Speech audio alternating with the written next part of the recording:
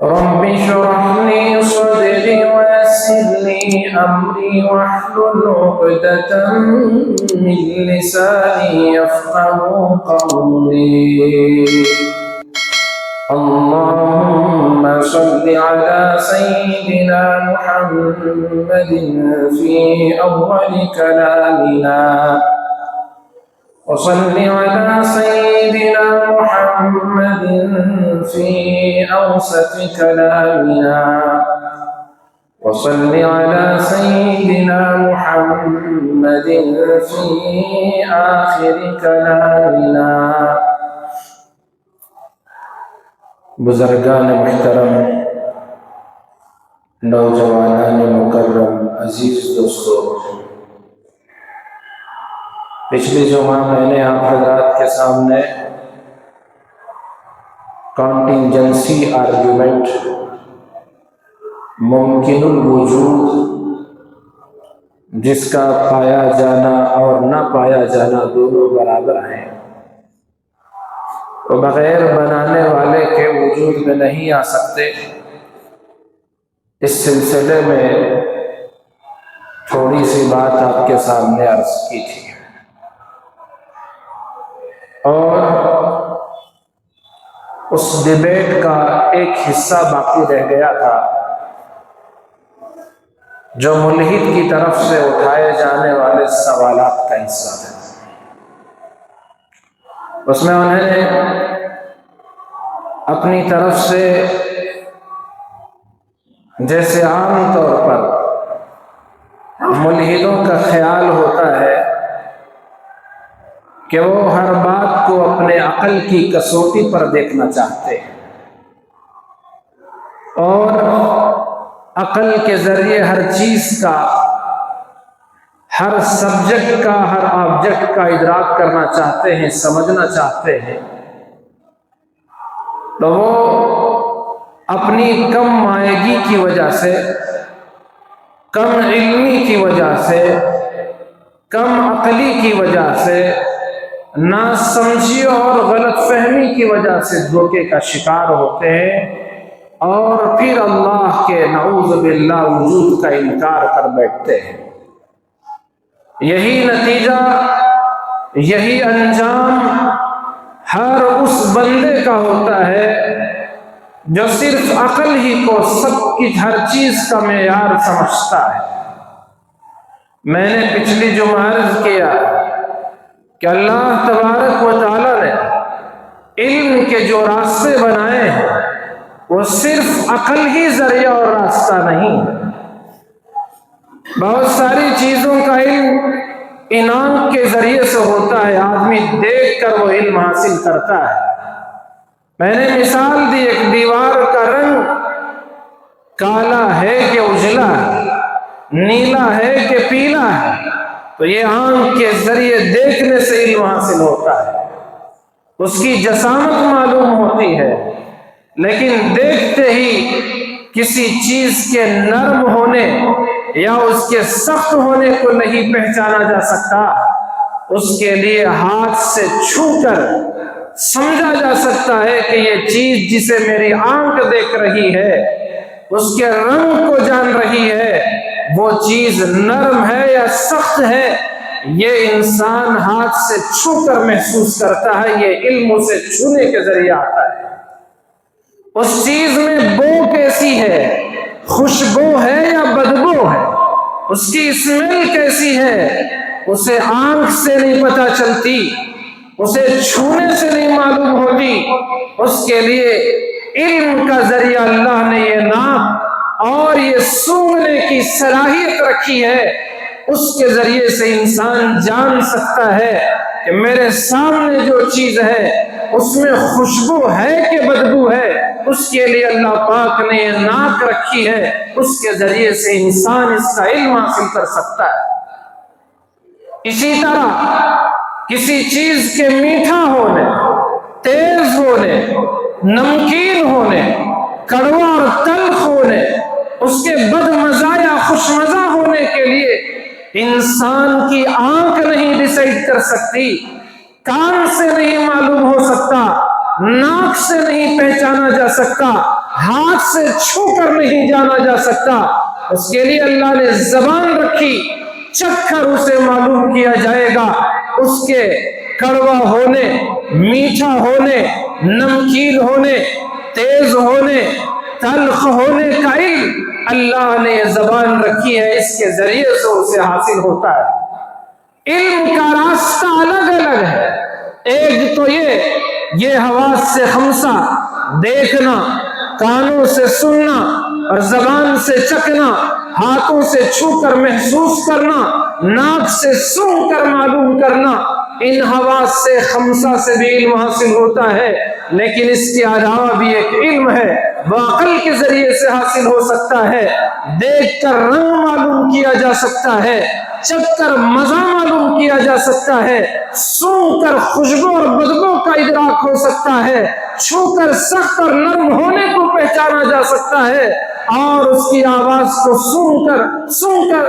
اس کی آواز کا علم حاصل ہوتا ہے۔ اور اس سے زائد جو علم ہوتا ہے، مثال کے طور پر کہ اس چیز کو کس فیکٹری سے بنایا گیا اور اس کے لیے کون کون سی چیز ملا کر تیار کیا گیا، اس کے لیے انسان کی عقل کی ضرورت پیش آتی ہے۔ آنکھ سے نہیں معلوم ہوتا، کان سے اس کا علم حاصل نہیں ہوتا، زبان سے چکھ کر آپ اسے نہیں پہچان سکتے، سن کر اسے نہیں معلوم کر سکتے۔ اس کے لیے انسان کو عقل کی ضرورت پیش آتی ہے، اس عقل کے ذریعے اس کو پہچانے گا کہ اس کی ترکیب کیا، اس کے اجزاء کیا، اس کا را مٹیریل کیا، اس کا فارم کیا، اس کے لیے انسان کو عقل کی ضرورت پیش آتی ہے۔ تو ایک چیز کا علم دیکھ کر بھی حاصل ہوتا ہے، سن کر بھی محدود علم، چکھنے سے محدود علم، اس کے بعد عقل کا نمبر، اس سے بھی محدود علم۔ اب ایک دوسرا علم ہے، وہ علم نہ آنکھوں سے حاصل ہو سکتا ہے، نہ زبان کے ذریعے، نہ کان کے ذریعے، اور نہ ہمارے احساس کے ذریعے، نہ قوت ذائقہ کے ذریعے، نہ قوت شامہ یعنی سونگنے کی قوت کے ذریعے، اور نہ ہی اس قوت عقلیہ کے ذریعے سے وہ علم حاصل ہو سکتا ہے۔ اس کے لیے ایک دوسرا ذریعے کے ہم محتاج ہو جاتے ہیں۔ مثلاً جو چیز ہمارے سامنے ہے، ہم نے دیکھ کر رنگ معلوم کر لیا، چھو کر اس کی نرمی اور سختی کو پہچان لیا، سونگھ کر اس کی خوشبو بدبو کو پہچان لیا، چکھ کر اس کے ذائقے کو معلوم کر لیا، عقل کے ذریعے وہ کہاں سے آیا، کدھر سے آیا، اس کو معلوم کر لیا۔ لیکن ایک اور چیز ہے کہ وہ چیز استعمال کر سکتے ہیں یا نہیں کر سکتے، اس کا صحیح استعمال کیا، غلط استعمال کیا، اس کے لیے وحی الہی کی ضرورت پیش آتی ہے کہ اس چیز کا کھانا حلال ہوگا یا حرام۔ اس کے لیے وحی کی، اللہ کی طرف سے نازل کی جانے والی وحی اور پیغام کی ضرورت پیش آتی ہے۔ اس کا علم نہ دیکھنے سے حاصل ہوگا، نہ سننے سے حاصل ہوگا، نہ چکھنے سے حاصل ہوگا، نہ عقل کے ذریعے اس کا علم حاصل ہوگا۔ اس علم کے لیے اللہ نے ایک متعین ذریعہ مقرر کر دیا، وہ ہے اس کی طرف سے بھیجی جانے والی وحی اور پیغام، جو اللہ رب ذوالجلال اپنے معزز مقرب فرشتے کے ذریعے نبیوں کے پاس بھیجتا ہے، اور اس کے ذریعے انسانوں کو بتاتا ہے کہ انسانوں اس چیز کا استعمال، اس میں اللہ کی رضامندی کیا ہے اور اس کی ناراضگی کا سبب کیا ہے۔ ان ساری چیزوں کے ذریعے سے علم حاصل ہوتا ہے۔ صرف آنکھ سے علم حاصل ہو جائے ناممکن ہے، صرف کان سے علم حاصل ہو جائے ناممکن ہے، صرف عقل سے علم حاصل ہو جائے ناممکن ہے۔ علم کا یہ جو سب سے اہم راستہ ہے وہی الہی، اس کے بغیر مکمل علم انسان کو حاصل نہیں ہو سکتا۔ جہاں عقل کی ضرورت وہاں وحی کی ضرورت نہیں، جہاں آنکھ سے دیکھ کر علم حاصل ہو جائے اس کے لیے عقل کی ضرورت نہیں، جہاں چکھنے کے ذریعے علم حاصل ہو جائے وہاں آنکھ کی ضرورت نہیں، جہاں سونگھ کر علم حاصل ہو وہاں زبان کی کوئی ضرورت نہیں۔ اسی طرح جہاں عقل، جہاں آنکھ، جہاں کان، جہاں ناک، جہاں زبان اور جہاں عقل سب کچھ فیل ہو جائے، وہاں وحی الہی کی ضرورت پیش آتی ہے۔ اللہ کی طرف سے جو پیغام اللہ انسانوں کے نام بھیجتے ہیں اس پیغام کی ضرورت پیش آتی ہے، تب جا کر انسان کو اس وحی کے ذریعے سے وہ علم حاصل ہوتا ہے۔ اب اس کے لیے کوئی عقل کا پجاری اور اپنی عقلی بنیاد پر چیزوں کے تجربے کو دیکھ کر کہنے والا ہر چیز کو دیکھنے کا مطالبہ کرے، وہ کہے کہ میں خوشبو اس میں دیکھنا چاہوں گا، میں اس کے اندر اس کا ذائقہ اور ٹیسٹ آنکھ کے ذریعے حاصل کرنا چاہوں گا۔ ایک مٹھائی ہے، رنگ آنکھ کے ذریعے پہچانیں گے، اس کی جسامت آنکھ کے ذریعے پہچانیں گے، اس کی خوشبو۔ کوئی کہے کہ مجھے دکھاؤ اس کے اندر خوشبو کہاں ہے، ہم کیا کہیں گے؟ یہ تو دیوانہ ہے، یہ تو پاگل ہے، اس کی عقل ماری جا چکی ہے۔ آخر وہ اس کا ذائقہ اور ٹیسٹ کون اسے آنکھ کے ذریعے دکھائے گا؟ اس کے لیے تو اللہ نے زبان رکھی، قوت ذائقہ، ٹیسٹنگ پاور رکھا، اس کے ذریعے سے وہ پہچانے گا اس مٹھائی میں خوشبو ہے یا بدبو ہے، تازی ہے یا وہ خراب ہو چکی ہے، بدبو اس میں آ چکی ہے۔ اس کے لیے کوئی کہے کہ وہ مجھے چھو کر کوئی بتا دے، ہاتھ سے بتا دے، آنکھ کو دکھا دے، آپ کیا کہیں گے؟ دیوانہ ہے، عقل سے آ رہی ہے کہ کوئی کسی کے اندر کی خوشبو اور بدبو آنکھ سے کیسے دکھائے گا؟ اور یہ سوال جو ملحد کرتے ہیں، اللہ اگر ہے تو دکھاؤ، یہ سوال کوئی آج کا نیا سوال نہیں ہے، یہ تو برسوں سے چلا آ رہا سوال ہے۔ قرآن مجید میں اللہ رب ذوالجلال نے رسول اکرم صلی اللہ علیہ وسلم پر جو اللہ نے پیغام نازل کیا، قرآن مجید اتارا، مدینے کے لوگ یہودیوں اور منافقوں نے اللہ کے نبی سے کہا کہ آپ اگر سچے نبی ہیں آسمان سے کتاب اتار کر دکھائیں، جس طرح سے موسیٰ پر تختیاں، موسیٰ پر تورات نازل ہوئی تھی۔ حضرت موسیٰ علیہ السلام کو تورات عطا کرنے کے لیے اللہ نے کوہ طور پر بلایا اور وہاں اللہ تبارک و تعالیٰ نے ان کو تورات عطا فرما دی، وہ تختیاں تھی وہ لائے اور اپنی امت کے سامنے اس کے احکام پڑھ کر سنائے۔ تو انہوں نے اللہ کے نبی سے کہا کہ جس طرح موسیٰ پر تختیاں آسمان سے تورات نازل ہوئی، آپ بھی اگر نبی ہیں تو آپ بھی آسمان سے کتاب نازل کر کے دکھائیں۔ قرآن نے کہا یسألک اہل الکتاب ان تنزل علیہم کتابا من السماء، میرے محبوب یہ اہل کتاب، یہ یہود و نصارہ، یہ عیسائی اور یہود آپ سے کہیں گے اہل کتاب کہ آپ ان پر کتاب نازل کر کے دکھائیں۔ آپ اس سے پریشان نہ ہو، اللہ نے تسلی فقد سألوا موسیٰ اکبر من ذلک، میرے محبوب یہ بدبخت ایسے ہیں، انہوں نے حضرت موسیٰ سے اس سے بھی بڑا سوال کیا تھا، اس سے بھی خطرناک سوال انہوں نے کیا تھا۔ انہوں نے کہا فقالوا ارنا اللہ جہرا، حضرت موسیٰ سے بنو اسرائیل نے کہا تھا، یہودیوں نے کہا تھا کہ آپ اللہ کو ظاہر میں دکھائیں، ارنا اللہ جہرا، اللہ کو اللہ ہے تو اسے دکھائیں۔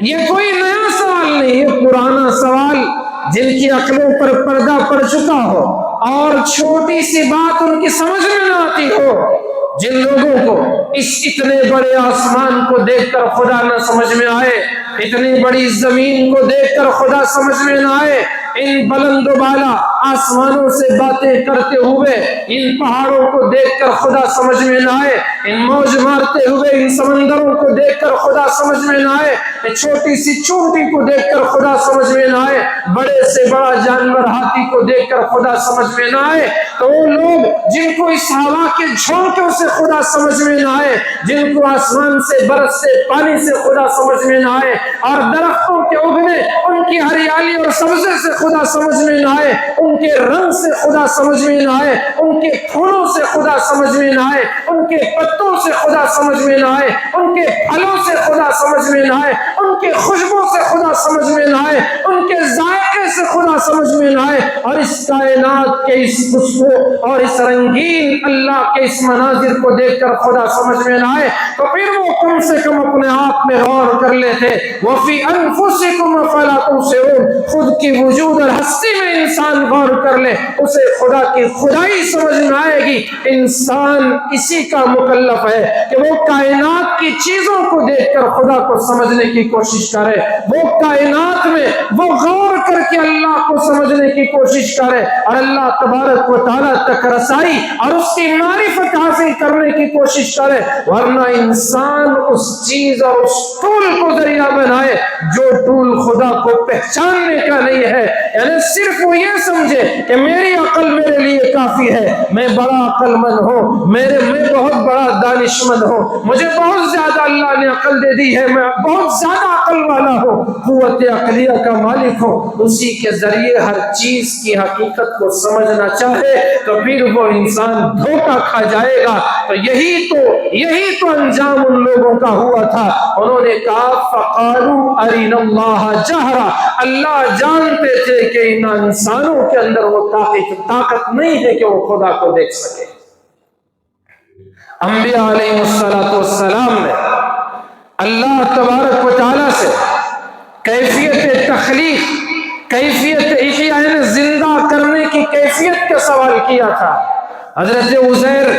سفر سے گزر رہے تھے، ایک بستی پر گزر ہوا، دیکھے کھنڈرات میں تبدیل ہو چکی ہے، اللہ سے وہ تعجب اور حیرت کے ساتھ اللہ سے کہنے لگے اَنَّا يُحْيِي هَذِهِ اللَّهُ بَعْدَ مَوْتِهَا، کیسے میرا خدا، کیسے اللہ کی ذات اس کے تباہ ہو جانے کے بعد دوبارہ اس کو زندہ کرے گا، کیسے ان کو دوبارہ آباد کرے گا، کیسے ان مرے ہوئے لوگوں کو دوبارہ اٹھائے گا۔ حضرت عزیر علیہ السلام کا یہ کہنا یہ انکار نہیں تھا بلکہ حیرت کا اظہار تھا، اللہ کی قدرت پر حیرت کا اظہار تھا کہ اللہ کی کیسی طاقت ہے، وہ کس طرح سے اس اجڑی ہوئی بستی کو آباد کرے گا، مرے ہوئے لوگوں کو دوبارہ زندہ کر دے گا۔ اللہ کی قدرت پر حیرت کا اظہار تھا۔ فَأَمَاتَهُ اللَّهُ مِائَةَ عَامٍ، اللہ نے 100 سال تک حضرت عزیر پر موت طاری کر دیا، اور 100 سال تک ان کے ساتھ جو ان کی سواری تھی گدھا یا خچر، تو ان کا جو گدھا تھا ان کی سواری وہ ایک طرف گل سڑ چکا تھا، اور ان کے ساتھ جو توشہ تھا وہ کچھ کھجور اور کچھ روٹی کے ٹکڑے اور کچھ سرکہ ان کے پاس موجود تھا۔ 100 سال کے بعد حضرت عزیر کو دوبارہ زندگی ملی۔ پہلے اللہ نے آنکھ میں روح کو لوٹایا تاکہ حضرت عزیر دیکھ لے کہ ان کے ہاتھ کیسے زندہ ہوتے ہیں، ان کے پیروں کو کیسے زندگی ملتی ہے، ان کا جسم کیسے اٹھتا ہے، کیسے پھر وہ اسی طرح انسان بنتے ہیں جیسے وہ پہلے تھے، اسی طرح کیسے دوبارہ شکل و صورت میں آتے ہیں۔ اللہ تبارک و تعالیٰ نے 100 سال کے بعد پہلے آنکھ دی، انہوں نے دیکھا کس طرح سے ان کا جسم اٹھ رہا ہے۔ پھر جب پورا جسم صحیح سالم بن چکا، جو ان کی سواری تھی گدھا، دیکھا وہ تو پورا خاک بن چکا ہے، لیکن وہی جو روٹی تھی اللہ نے اسے 100 سال تک محفوظ کر دکھایا۔ اللہ قدرت دکھانا چاہتے تھے کہ میری قدرت ہے، گدھا تو دیر سے سڑتا ہے، دیر سے گلتا ہے، اس کی تو ہڈیاں بھی بورا ہو چکی، لیکن تمہارے پاس جو کھانے کا جو توشہ تھا ہم نے اسے باقی رکھا اور اس کو پورا ختم کر دیا۔ اللہ رب ذوالجلال حضرت عزیر علیہ السلام کو جتنی اپنی قدرت جس انداز میں ان کو دکھانا تھا، جتنا انہوں نے سوال کیا تھا، اللہ رب ذوالجلال نے اسی حساب سے ان کو دکھایا۔ حضرت سیدنا ابراہیم علیہ السلام نے اللہ سے گزارش کی، اے اللہ آپ بتائیں کیف تحیی الموتى، مردے کو آپ زندہ کیسے کرتے ہیں، مردے کے اندر جان کیسے دوبارہ آپ ڈالتے ہیں۔ اللہ تبارک و تعالیٰ نے حکم دیا پرندوں کو لے اور آپ آپ ان کو مختلف پرندوں کے ٹکڑے بنا دیں اور ان کو مختلف پہاڑوں پر رکھیں اور پھر انہیں میرا نام لے کر پکارے تو وہ مختلف جسم، ہر ایک کا جسم سب کو کاٹ کر سب کو مکس کر دیا اور ایک ایک حصہ بنا کر مختلف پہاڑوں پر رکھ دیا، اور پھر حضرت ابراہیم نے آواز دی، اللہ نے اس مختلف جسموں کو پھر سے ایسی طاقت دی کہ دوبارہ وہ پرندے ہو گئے۔ تو حضرت ابراہیم علیہ السلام نے جو اللہ سے گزارش کی تو اللہ تبارک و تعالیٰ نے ان سے پوچھا اولم تؤمن، ابراہیم کیا تمہارا میرے اوپر ایمان نہیں ہے، یقین نہیں ہے؟ حضرت ابراہیم نے جواب دیا بلا، کیوں نہیں، ضرور میں مانتا ہوں، آپ پر میرا پورا یقین ہے، ایمان ہے اور پورا توکل آپ کی ذات پر ہے، لیکن میرے مولا میں تو بس دل کے اطمینان کے لیے جاننا چاہتا ہوں، جو حیرت ہے آپ کی قدرت پر اس حیرت کی وجہ سے سوال کر رہا ہوں۔ اللہ نے ان کے قلب کی اس کیفیت کو بھی جاننے والا خدا ان کی دعا کو قبول کیا اور ان کے سامنے اپنی قدرت کا مظاہرہ کیا۔ وہی موسیٰ علیہ السلام نے اللہ سے دعا کی رب ارنی انظر الیک، اے پروردگار ایک جلوہ اپنا دکھا، میں تجھے دیکھنا چاہتا ہوں۔ ایک طرف حضرت موسیٰ کا سوال اللہ نے قرآن میں اس کو بھی ذکر کیا، ایک طرف موسیٰ کی قوم نے موسیٰ سے سوال کیا فقالوا ارنا اللہ جہرا، اے اللہ، اے موسیٰ اللہ کو آپ ہمیں سامنے دکھائیں۔ موسیٰ کا سوال، اللہ نے ان سے کہا لن ترانی، موسیٰ ہرگز تم مجھے دیکھ نہیں سکتے، کیونکہ دنیا میں انسان ہے، پیغمبر اعلیٰ درجے کا افضل درجے کا انسان ہی تو ہے، تو انسان ہے پیغمبر۔ دنیا میں رہتے ہوئے حضرت موسیٰ کی آنکھ میں بھی وہ طاقت نہیں تھی کہ اللہ کو براہ راست دیکھ سکے، لیکن موسیٰ علیہ السلام وہ محبت میں، شوق میں دیکھنا چاہ رہے تھے، کیونکہ کب تک ایک بندہ پردے کے پیچھے سے کسی کو بات کرتا رہے، وہ سامنے آئے گے، برداشت سے باہر ہو جائے۔ کون ہے جو پردے کے پیچھے سے صرف بات کرتا رہے اور سامنے دیکھنے کو نہ چاہے؟ دیوانگی آ جائے گا، شوق بڑھتا چلا جائے گا۔ وَكَلَّمَ اللَّهُ مُوسَىٰ تَكْلِيمًا، موسیٰ علیہ السلام اللہ رب ذوالجلال نے ان کو اپنی ہم کلامی کا شرف عطا فرمایا۔ کب تک وہ اللہ سے بات کرتے رہیں گے پردے کی آڑ میں؟ شوق بڑھتا گیا، محبت چڑھتی گئی اور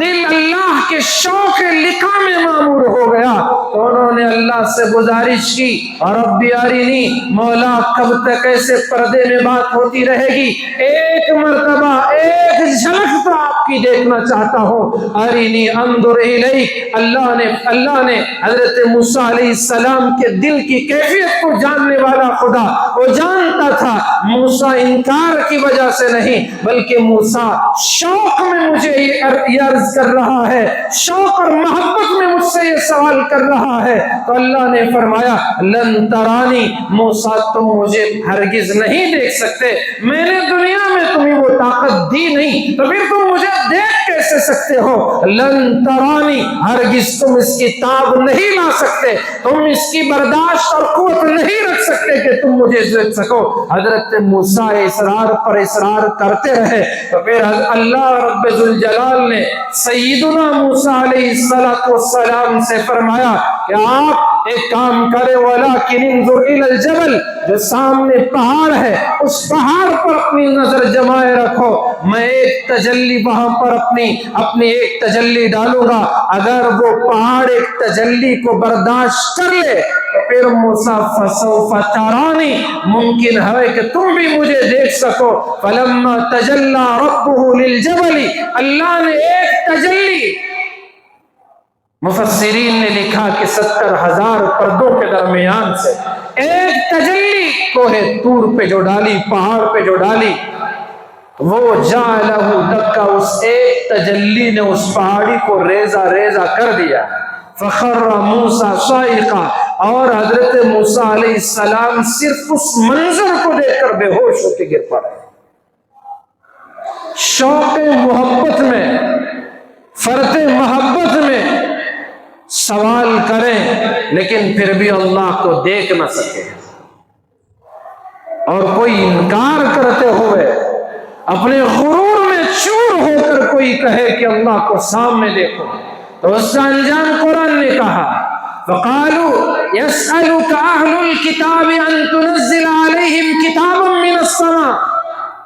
میرے محبوب آپ سے یہ اہل کتاب سوال کریں گے کہ ان پر آپ آسمان سے کتاب نازل کر دیں، آپ پریشان نہ ہو۔ فَقَدْ سَأَلُوا مُوسَىٰ أَكْبَرَ مِنْ ذَلِكَ، انہوں نے حضرت موسیٰ سے اس سے بھی بڑا سوال کیا تھا۔ کیا ہے وہ سوال؟ فقالو، انہوں نے سوال کیا ارنا اللہ جہرا، موسیٰ اگر خدا ہے تو ہمیں دکھاتے کیوں نہیں؟ ارنا اللہ جہرا، ہمیں دکھاؤ۔ میں نے آپ کو مثال سے سمجھایا، آنکھ سے نظر آ کر دیکھ کر جو چیز جن چیزوں کا علم حاصل ہوتا ہے کوئی اسے اپنی زبان سے معلوم نہیں کر سکتا، حالانکہ زبان بھی ادراک کا، علم کا راستہ ہے، علم کا ذریعہ ہے کہ اس چیز کا ٹیسٹ کیسا ہے زبان کے ذریعے چکر معلوم کیا جاتا ہے۔ اگر کوئی بدبخت اور الو یہ کہے کہ مجھے اس کا ٹیسٹ، اس چیز کا، اس مٹھائی کا ذائقہ آپ مجھے آنکھ سے بتائیں، تو ہم کہیں گے کہ دیوانہ ہے، پاگل ہے۔ جو چیز زبان کے چکھنے کے ذریعے سے جس چیز کا علم حاصل ہونا ہے وہ آنکھ سے کیسے حاصل ہو سکتی ہے؟ ایک معمولی سا ٹیسٹ انسان کی آنکھ میں نہیں آ سکتا، اور اس کی بو خوشبو ہے یا بدبو ہے، انسان کی آنکھ میں اس کا علم نہیں آ سکتا، ہے ہی نہیں اس کا کام کہ آنکھ کے ذریعے سے کسی چیز کی خوشبو اور بدبو کو معلوم کیا جائے، یہ تو اس کا کام ہے نہیں۔ آنکھ سے دیکھ کر چیز کے نرم ہونے یا سخت ہونے کا اندازہ غلط نکلتا ہے، اس کے لیے یہ جو لامسہ ہے، لمس کی جو قوت ہے، چھو کر چیز کے نرم ہونے اور سخت ہونے کا علم صحیح طور پر حاصل ہوتا ہے، اور اس کا علم کوئی سونگنے کا اس کا کوئی تعلق نہیں۔ کوئی کہے کہ یہ چیز نرم ہے یا سخت ہے، سونگ کر مجھے کوئی بتائے، سونگنے سے اس کا ہے ہی نہیں تعلق۔ تو اسی طرح سے جو چیز ہماری عقل سے آ سکتی ہے وہ عقل کے ذریعے آئے گی، اور جو چیز عقل سے ماورا ہے اس کے لیے وحی الہی کا انتظام ہے کہ بندے کے بارے میں اللہ جانتے ہیں کہ میرے بندے کو علم کی ضرورت ہے۔ ایک علم ہے رنگوں کا، ایک علم ہے ذائقے کا، ایک علم ہے نرم اور سخت ہونے کا، ایک علم ہے اس سے کچھ اور زیادہ کا، اور ایک علم ہے عقل کے ذریعے حاصل ہونے کا۔ اللہ نے آنکھ بھی دی تاکہ اس کا جو علم ہے وہ حاصل ہو سکے، کان دیا اس کے ذریعے سے آنے والا علم آ جائے، اور زبان دی اس کے ذریعے سے حاصل ہونے والا علم حاصل ہو جائے۔ میرا آپ کا خدا کتنا مہربان ہے، جہاں آنکھ کے ذریعے سے، زبان کے ذریعے سے، کان کے ذریعے سے، قوت شامہ کے ذریعے سے علم حاصل نہیں ہو سکتا، عقل کی ضرورت ہے، تو اللہ نے عقل عطا فرمایا کہ میرا بندہ اس سے بھی محروم نہ رہے، اس کے ذریعے سے وہ علم حاصل کرے۔ اور جب یہ سارے علم کے ذرائع محدود ہیں، اس سے اور زیادہ علم حاصل نہیں ہو سکتا۔ کسی چیز کے حلال ہونے، حرام ہونے اگر وحی الہی نہ ہوتی تو کون سمجھتا کہ جھوٹ بولنا حرام ہے اور سچ بولنا ضروری ہے؟ کون سمجھتا کہ حلال کھانا کون سا ہے، حرام کیا ہے؟ اللہ نے ماں بہن بیٹی کی تمیز اور دوسری عورتوں کی تمیز کون کرتا؟ تو یہ جو علم ہے اس کے لیے وحی الہی کی ضرورت ہے۔ میرا خدا، آپ کا خدا کتنا مہربان ہے، کتنی رحمتوں والا ہے، کتنا ہمارے اوپر اس نے رحمت کی بارش کی ہے کہ بندوں کو اس علم سے بھی محروم نہ کیا۔ اس نے انسانوں میں ہی سے پیغمبر بنائے، انسانوں میں سے پیغمبر بنائے، کیونکہ انسان کو اللہ نے تمام مخلوق پر فوقیت دی، اور اسی کے لیے، اب اسی کے لیے جزا اور سزا کا معاملہ بھی منسلک رکھا، متعلق رکھا۔ تو پھر اللہ نے انسانوں میں سے پیغمبروں کو چنا، ان کے پاس اللہ نے فرشتے کے ذریعے اپنا پیغام بھیجا، وہی بھیجی، اس کے ذریعے سے دیگر انسانوں تک وہ باتیں پہنچتی ہیں، اور ان نبیوں کے امام، ان تمام رسولوں کے رسول امام الانبیاء والمرسلین کو، ساری انسانیت میں سے اللہ نے ایک ہستی کو منتخب کیا۔ اللہ نے آپ کو اسی مہینے میں، یہ تو رجب کا مہینہ، اسی میں معراج کا وہ عظیم الشان معجزہ پیش آیا۔ سبحان الذی اسریٰ بعبدہ لیلا من المسجد الحرام الی المسجد الاقصی الذی بارکنا حولہ لنریہ من آیاتنا انہ هو السمیع البصیر۔ اللہ تبارک و تعالیٰ نے اس معراج کے، اس رجب کے مہینے میں اپنے محبوب کو یہ سعادت دی جو انسانوں میں سب سے اعلیٰ، سب سے عمدہ، سب سے افضل، سب سے زیادہ کامل، سب سے زیادہ مکمل دین ملا۔ الیوم اکملت لکم دینکم، کامل دین آپ کو دیا گیا، اور کتاب آسمانی آپ کو سب سے زیادہ کامل و مکمل قرآن مجید آپ کو عطا کیا گیا۔ آپ کو زمانہ، آخری زمانہ جو سب سے زیادہ علوم کا، سب سے زیادہ فنون کا زمانہ، وہ زمانہ آپ کو عطا کیا گیا۔ تو اس طرح سے اللہ رب ذوالجلال نے آپ کے لیے جو شہر منتخب کیا وہ پوری دنیا کا مرکز، گویا کل کائنات کے مرکز کو اللہ نے آپ کا شہر، آپ کا علاقہ بنایا، اور پھر پوری دنیا کی، اس پوری زمین کے لیے آپ کو نبی بنا کر ابد الآباد کے لیے، قیامت تک کے لیے مبعوث فرمایا۔ ایسے کامل و مکمل نبی، امام الانبیاء، سید الاولین، سید الآخرین، اللہ رب ذوالجلال نے یہ لوگوں کا سوال ارنا اللہ، اللہ کو دکھاؤ، تو اللہ نے انسانوں میں سب سے اعلیٰ، سب سے افضل، سب سے عمدہ، سب سے کامل، سب سے مکمل اللہ نے ایسی ہستی کا انتخاب کیا۔ اسی مہینے میں اللہ پاک نے آپ کو مسجد حرام سے بلایا، مسجد اقصی کی سیر کرائی، نبیوں کا امام بنایا، اور پھر آپ کو آسمانوں کی سیر کرایا، اور پھر جنت اور دوزخ کے مناظر دکھلائے۔ اللہ نے اپنے سے ہم کلامی کا شرف عطا فرمایا، اللہ نے اپنی گفتگو کا شرف عطا فرمایا۔ تو ایک ہی کائنات کی ہستی ہے جن کو اللہ پاک نے اپنی دیدار اور رویت کا شرف عطا فرمایا، اپنے دیکھنے کا شرف عطا فرمایا، تاکہ انسانوں کا یہ سوال باقی نہ رہے۔ اور وہ بھی آپ کو اللہ پاک نے اس طرح عمدہ بنایا تھا، وہ قوت عطا کی تھی اور وہ بصیرت عطا کی تھی، تب جا کر آپ کو اللہ پاک نے بن مانگے یہ معجزہ آپ کو عطا فرمایا۔ اور کہاں وہ ہستی، اور کہاں ہماری طرح ناپاک انسان جو ہر چیز میں یہ کہے کہ مجھے دکھاؤ، ہے تو دکھاؤ، اس سے اس کھوپڑی میں جو خیالات بھرے ہوئے ہیں ان سے ذرا کہو کہ اس مٹھائی کا، اس سویٹ کا ٹیسٹ اپنی آنکھ سے دیکھ کر دیکھو، پھر کہو کہ خدا کو دکھاؤ۔ اور اس کے رنگ کو تو تم آنکھ کے ذریعے جانتے ہو، لیکن اس کی خوشبو اور بدبو کیا ہے اس میں، تمہاری آنکھ میں وہ چیز بھی نہیں آ سکتی۔ اللہ نے انسان کی طاقتوں کو محدود بنایا۔ یہ سوال ہی غلط اور بیجا ہے کہ اللہ ہے تو دکھاؤ۔ فقالوا ارنا اللہ جہرا، موسیٰ علیہ السلام نے اللہ سے گزارش کی۔ اللہ حضرت موسیٰ کی اس محبت کو جانتا تھا جو اس محبت میں وہ دیوانے ہوتے چلے جا رہے تھے، اللہ کی وہ محبت جن سے ان کا دل معمور تھا۔ اس لیے اللہ نے کہا کہ پہاڑی کو دیکھو، اگر وہ ٹک جائے تو پھر ممکن ہے کہ دیکھو، اب وہ تو ہو نہیں سکا، پہاڑی ریزہ ریزہ ہو گئی اور حضرت موسیٰ بے ہوشی میں چلے گئے۔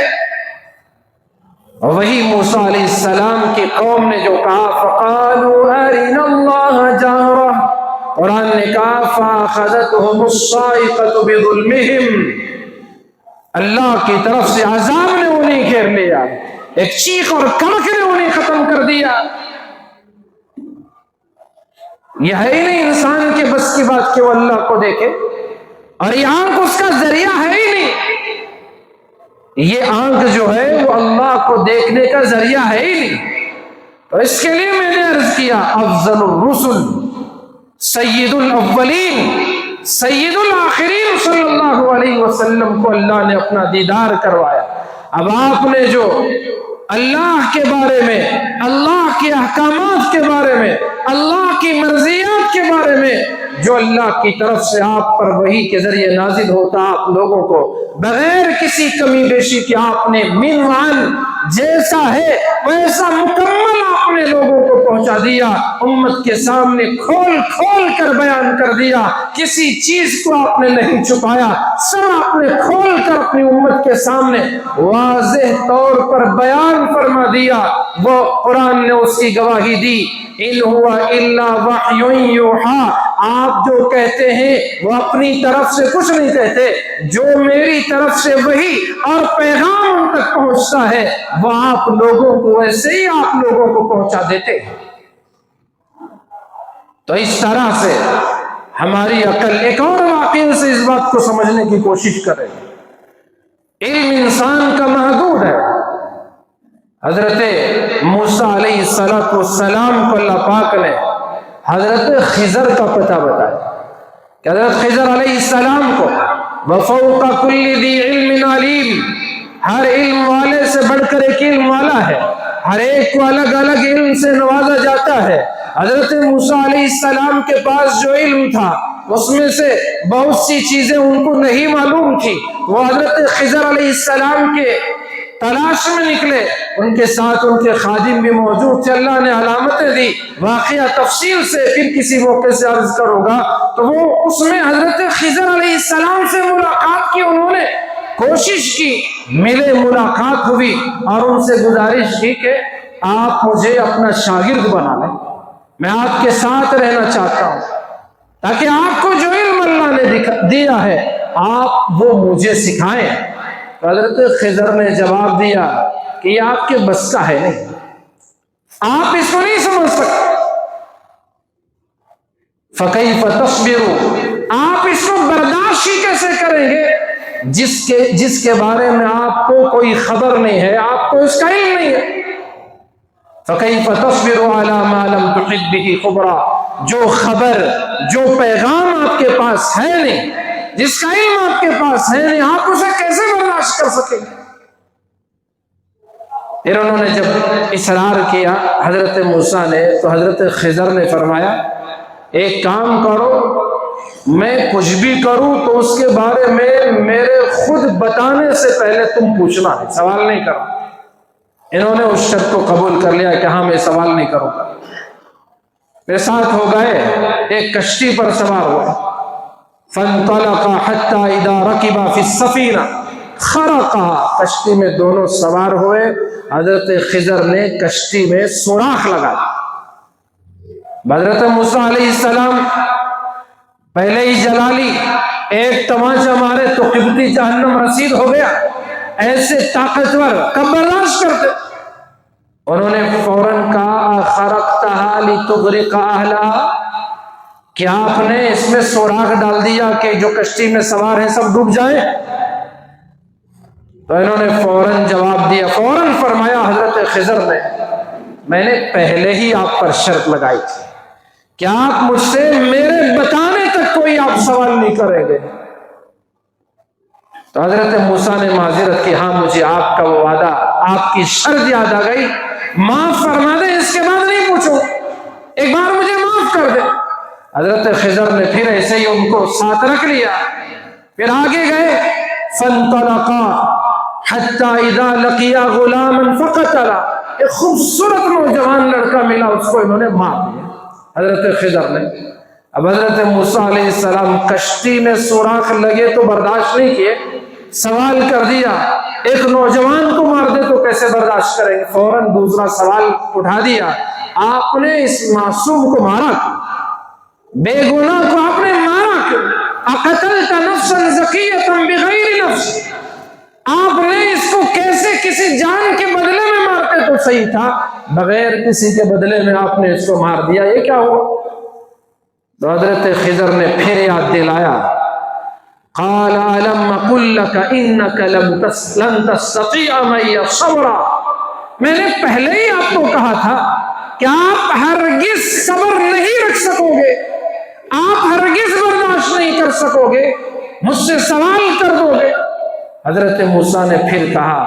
اس کے بعد اگر سوال کرو تو اس وقت میں فوراً آپ سے چھٹی لے لوں گا، اس کے بعد آپ کے پاس نہیں رہوں گا۔ تو 3 مرتبہ تو ہر ایک کو گنجائش دینی چاہیے، قرآن کا اصول ہے، 3 مرتبہ تو کم از کم معاف کرنا چاہیے۔ تو قرآن یہی کہتا ہے، حضرت موسیٰ کو پہلے سوال پر چھوڑ دیا، دوسرے سوال پر بھی چھوڑ دیا، تیسرے بار بھی ان کے ساتھ رہنے کا موقع دیا، پھر جب تیسری بار غلطی ہوئی تو پھر اس کے بعد میں ھذا فراق بینی و بینک، تیسری مرتبہ غلطی جو ہوئی، راستے سے گزرتے گزرتے ایک گاؤں پر گزر ہوا اور یہ لوگ دونوں مسافر بھوکے تھے، اور اس بھوک کے عالم میں یہ بستی والوں نے انہیں کھانا دینے سے منع کر دیا، فَأَبَوْا أَن يُضَيِّفُوهُمَا، کھانا ہی کھلانے تیار نہیں، پوری بستی کنجوسوں، کسی نے ان کو کھانا نہیں دیا۔ اب وہاں اس بستی میں ایک دیوار کو دیکھا کہ وہ ڈھلک رہی تھی، گرنے کے قریب تھی۔ حضرت خضر مستری کا کام کرنا شروع کر دیا اور اس دیوار کو انہوں نے درست کیا، کھڑایا اور اس کو ٹھیک کر دیا۔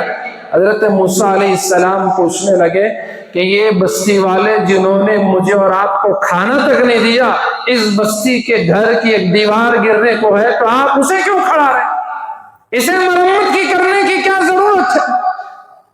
حضرت خضر نے فوراً کہا ھذا فراق بینی و بینک سأنبئک بتأویل ما لم تستطع علیہ صبرا، یہ آخری حد تھی جو آپ نے پار کر لی، اب میں آپ کو اپنے ساتھ نہیں رکھ سکتا اور میں تم کو بتاؤں گا اس کی تعویل کیا ہے جس کو آپ صبر نہیں کر سکے۔ پھر وہ کہا اما السفینہ، وہ جو کشتی تھی میں نے سوراخ لگایا، اس کی وجہ یہ تھی کہ سامنے ایک ڈاکو تھا، وہ ہر آنے والی اچھی کشتی کو اپنے قبضے میں لے لیتا، یہ تو مسکین لوگ تھے، یہ غریب لوگ تھے، ان کی کشتی بھی وہاں جاتی، وہ ظالم ڈاکو اس پر قبضہ کر لیتا۔ میں نے ان پر رحم کیا اور اس میں تھوڑا سا سوراخ ڈال دیا تاکہ اس عیب کی وجہ سے وہ ڈاکو اس کو چھوڑ دیں اور ان کا یہ مال ان کے پاس محفوظ رہ جائے۔ اور جس لڑکے کی آپ بات کر رہے ہیں وہ لڑکا ایسا ہے، وَأَمَّا الْغُلَامُ فَكَانَ أَبَوَاهُ مُؤْمِنَيْنِ، ان کے والدین بڑے نیک ہیں، پارسا ہے، متقی پرہیزگار ہے، اور یہ جب جوان ہوگا بڑا ہوگا تو نافرمان ہوگا اور ماں باپ کو ستائے گا، اس لیے اللہ نے چاہا کہ اس کی جگہ دوسرے ان کو اولاد سے نواز دیا جائے، تو اس لیے میں نے اس کی وجہ سے اس کو مار دیا۔ اور رہا وہ جو آپ نے وہ جو مسئلہ ہے دیوار کا، دیوار کو میں نے درست کیا، اس کی اصل وجہ یہ ہے کہ یہ 2 یتیم بچوں کی یہ دیوار ہے، اس کے نیچے ان کے والدین کا چھپایا ہوا خزانہ موجود ہے۔ اگر اب دیوار گر جائے، یہ کنجوس لوگ جنہوں نے ہمیں کھانا نہیں کھلایا ان چھوٹے معصوم بچوں کا خزانہ لوٹ لیں گے، ان کو ایک تنکا بھی نہیں چھوڑیں گے۔ اس لیے میں نے اس دیوار کو محفوظ کر دیا تاکہ جب یہ بڑے ہوں تو پھر یہ وہ خزانہ اپنے ماں باپ کا، والدین کا چھپایا ہوا خزانہ وہ اسے حاصل کر لیں، تو اس لیے میں نے اس دیوار کی مرمت کی اور اسے سیرے کھڑا کر دیا۔ تو مجھے عرض کرنا یہ ہے، موسیٰ جیسا پیغمبر اللہ تبارک و تعالیٰ نے جو علم حضرت خضر کو دیا وہ علم حضرت موسیٰ کو نہ دیا، تو انسان میں اور آپ جیسے انسان ہر چیز کا علم حاصل کرنا چاہے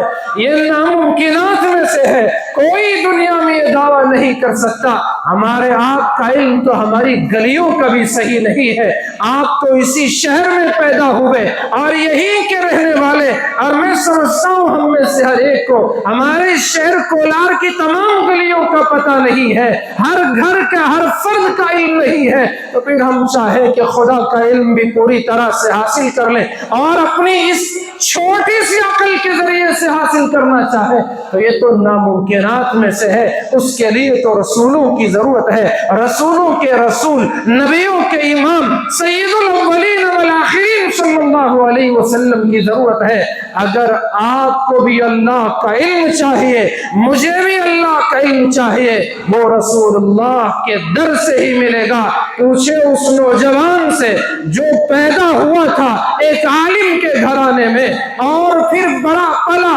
ماں اس کی راتوں میں اٹھ کر تہجد پڑھا کرتی پڑھتی تھی اور اس کی بہن بھی تہجد گزار تھی، لیکن جب وہ اسکول میں داخلہ لیا، کالج میں پڑھنے گیا اور اپنے کھلے ذہن سے ہر ایک کو وہ پہچاننا چاہتا تھا، حالانکہ اس کے بچپن کی زندگی کا آغاز نمازوں سے ہوئی تھی اور اس کی تلاوت قرآن سے زندگی کی شروعات ہوئی تھی، اسی طرح پلے بڑھنے والا انسان ایک کالج میں پہنچتا ہے اور پھر کالج کی لائبریری میں قدم رکھتا ہے، کتب خانے میں سے ایک کتاب اٹھاتا ہے اور وہ کسی دہریے اور سائنسدان کی لکھی ہوئی کتاب اسے کھول کر پڑھنے لگتا ہے، اور پڑھتے پڑھتے اسے وہ نبیوں کی باتیں اور اب اس کے بارے میں شکوک اس کے بارے میں جنم لینا شروع ہوتے ہیں، وہی کے بارے میں اور ساری چیزوں کے بارے میں عقل کی بنیاد پر وہ دیکھنا شروع کرتا ہے، دھیرے دھیرے اور کتابیں پڑھتا ہے، اردو کا ادیب ہے، عربی کا ادیب ہے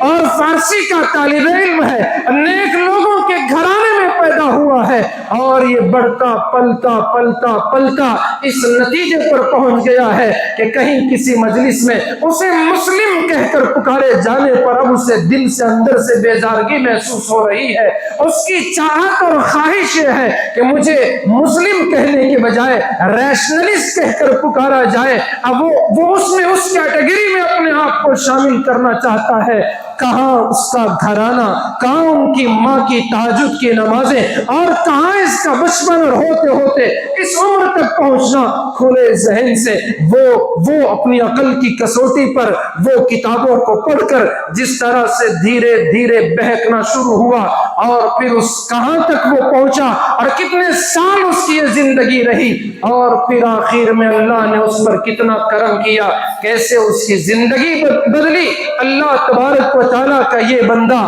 پھر وہ لوگوں کی ہر مجلس میں لوگوں کے ساتھ بحث و مباحثہ کرتا، اللہ کے وجود باری تعالیٰ کے انکار پر لوگوں سے بات کرتا، چونکہ پڑھا لکھا تھا، غضب کا حافظہ تھا، قوت عقلیہ میں بھی بہت زیادہ ملکہ رکھتا تھا، مہارت تھی اور پڑھا ہوا تھا، ادیب بھی تھا، اپنی باتوں میں لوگوں کو الجھن میں ڈال دیتا تھا۔ یہ سلسلہ چلتا رہا، جب ماں کو پتہ چلا، ماں سسکیاں مار کر بلک بلک کر رونے لگی، ہے افسوس میرا بیٹا کہاں چلا گیا، اللہ سے فریاد کرتی، ہر رات اللہ کے سامنے مانگتی، میرے مولا میرے بیٹے کو پھر سے واپس کر دے۔ یہ جوانی میں اس دیوانگی کے عالم میں اپنے علوم پر فخر کرتے ہوئے یہ بکھر رہا تھا، ٹوٹ رہا تھا، اور دھیرے دھیرے اس کی زندگی سے نمازیں ختم، پاکی ختم، حلال و حرام کی تمیز ختم، اور پھر من مانی طور پر زندگی گزار رہا تھا۔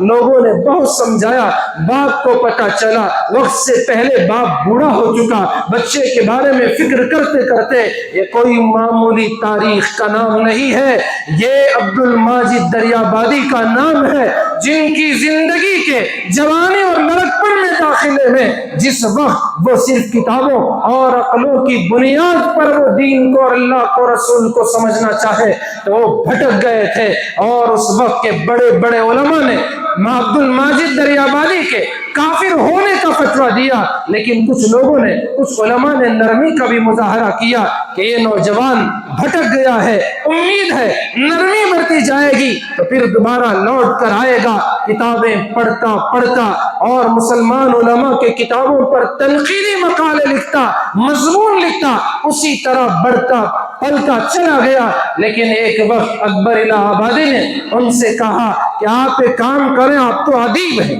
عربی اچھی طرح جانتے ہیں، آپ قرآن کو عقل وحی کی بنیاد پر نہ پڑھیں کہ یہ وحی الہی ہے، اللہ کا یہ پیغام ہے، اس لیے نہ پڑھیں، بلکہ آپ عربی میں جو ادب اللہ پاک نے، اس عربی کا جو ادب ہے، اس کی جو زبانی قوت ہے، جس طرح سے عربی زبان کی جو وہ فصاحت و بلاغت ہے، اس نظریے سے تو آپ قرآن کو کچھ نہ کچھ پڑھ لیا کریں۔ تو اس طرح سے میٹھی سی بول بول کر اس کے ذہن میں بات ڈال دی، پھر اس نے قرآن کو وہ عربی ادب کے لہجے میں پڑھنا شروع کیا، اور انہی دنوں میں ایک کتاب علامہ شبلی کی سیرت सीरत नबी की पहली जिल्द वो उसके हाथ लगी, पढ़ते पढ़ते वो किताब पढ़ा, उसे रूहानियत का एहसास शुरू हुआ, रसूलुल्लाह सल्लल्लाहु अलैहि वसल्लम को पहचानना शुरू किया, आपके अखलाक, आपके किरदार, आपके बुलंद सिफात, आपकी सच्चाई, आपकी अमानत, आपकी दियानत, आपको पढ़ना शुरू किया। तो फिर दिल पर जो जंग दहरियत का लगा था, वो एथिज्म का लगा था, जरा जरा धुलना शुरू हुआ। तो उस किताब ने उन पर असर किया। इतने में मौलाना रूम की मसनवी भी उन्होंने पढ़ा, तो उस किताब से और नूरानियत आने लगी, दिल की ये स्याही खत्म होना शुरू हुई। अब उन्होंने सोचा कि कुछ तो हक की तरफ हमें कदम उठाना चाहिए। 10 साल भटकते रहे दहरियत में, एथिज्म में, इल्हाद में। 10 साल की ठोकरें खाने के बाद वो अगर उन्हें रास्ता मिला, फिर से ईमान का रोशनी मिली, तो वो रसूलुल्लाह की सीरत उनके लिए जरिया बनी। तो इसलिए मेरे भाइयों, अल्लाह को पहचानना चाहो तो रसूलुल्लाह के दर पर ही जाकर हमें अल्लाह की पहचान हो सकती है, अल्लाह की मारिफत नसीब हो सकती है। रसूलुल्लाह को छोड़कर आप पर अल्लाह ने जो वही नाजिल की है, उसे छोड़कर अगर कोई अल्लाह को पहचानना चाहे तो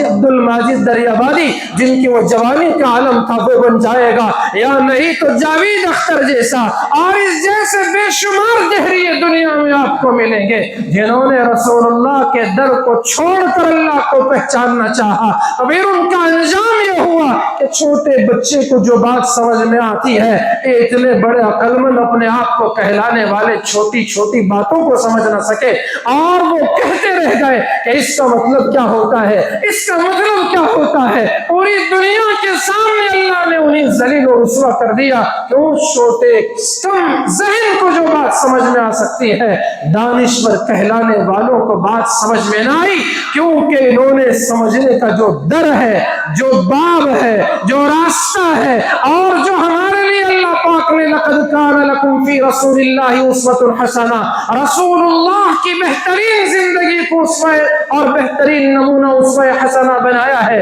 उसको छोड़कर ये अल्लाह को पहचानना चाहे तो दर दर की ठोकरें खाने पर मजबूर हुए। अब्दुल माजिद दरियाबादी को वो दर मिल गया, वो रास्ता मिल गया जिससे अल्लाह को पहचाना जा सकता है, मजहब को पहचाना जा सकता है। और फिर अल्लाह ने करम किया, मौलाना रूम की मसनवी पढ़ी। वो खुद कहते हैं किताब से ऐसा इश्क हो गया, तन्हाई मजमे हर जगह किताब को पढ़ने लगा और किताब में छोड़ना चाहता तो भी किताब मुझे छोड़ना नहीं चाहती थी, ऐसा मेरा उससे ताल्लुक हुआ। फिर मैंने कुरान मजीद की मुख्तलिफ तफसीरें पढ़ी और उस वक्त अल्लाह वाले की तलाश थी। क्यों अल्लाह कहते हैं या अय्युहल्लज़ीना आमनुत्तकुल्लाह, ईमान वालों अल्लाह से डरो, वकूनू मास्सादिकीन, और सच्चों की नेकोकारों की सोबत इख्तियार करो। अब्दुल माजिद को समझ में आया, मैंने खुद पहुंचना चाहा तो भटक गया, कोई अल्लाह वाले के हाथ में हाथ दे दूंगा वो मुझे अल्लाह तक पहुंचा देगा। तो वो तलाश करते रहे, हजरत थानवी के पास रहमतुल्लाह अलैह के पास वो पहुंचे और उनसे अपने अहवाल बयान किए। हजरत अशरफ अली थानवी रहमतुल्लाह अलैह ने उन्हीं मौलाना हुसैन अहमद मदनी रहमतुल्लाह अलैह से बैत होने की तजवीज दी, क्योंकि इनका मिजाज भी सियासी था और हजरत हुसैन अहमद मदनी रहमतुल्लाह अलैह भी बहुत सी सियासी शऊर रखते थे। तो मिजाज की मुनासबत की वजह से उन तक उनके रहनुमाई की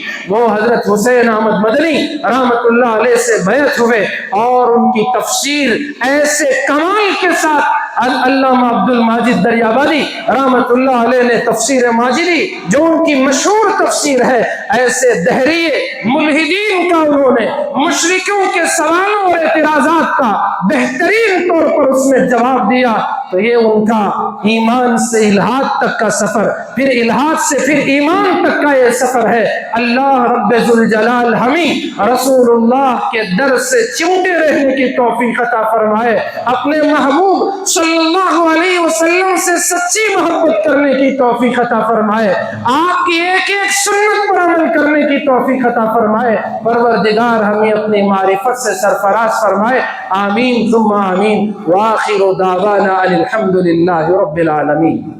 हाज़िरीन।